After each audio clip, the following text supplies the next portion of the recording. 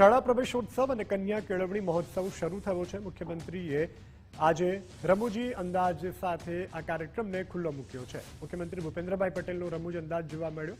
અમારો વારો આવે ત્યાં તો બધા થાકી રહે। મુખ્યમંત્રી એટલે બોલવાનો વારો છેલ્લે આવે ત્યાં તો બધા આગળનાને સાંભળીને થાકી ગયા હોય। શાળા પ્રવેશોત્સવને લઈ અને ભૂપેન્દ્રભાઈ પટેલનું નિવેદન। શાળા પ્રવેશોત્સવના 23 વર્ષ પૂર્ણ થઈ રહ્યા છે ત્યારે ડ્રોપ આઉટ રેશિયો 1% કરતાં પણ ઓછો વાલીઓના મગજમાં ઉતારવાનું છે કે ભણવું જરૂરી છે। ગુજરાત શિક્ષણમાં પણ નંબર 1 આવવું જોઈએ।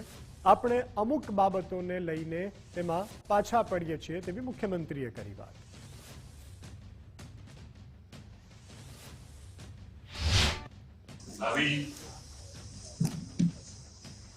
शिक्षण नीति 2020 એવું કંઈક લાવો કે જે થોડી વાર થાય ને થોડા ફ્રેશ થઈ જાય।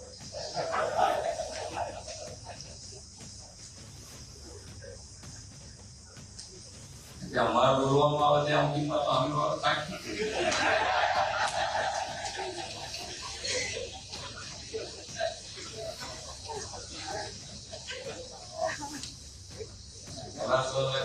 थोड़ा क्रैश થાય તો પ્લીઝ કે મંત્રીઓ ખુશ કરવા એટલે આમાં ભણતર જરૂરી છે।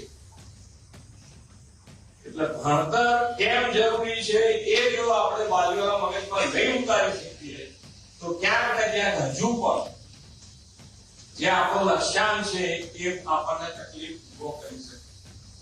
બિઝનેસ માઇન્ડેડ છે આપણે ગુજરાતીઓ આપણે કહીએ છીએ એટલે કે જેટલું ભણશે એટલું ભણશે નહીં તો દુકાન તો છે જ ને।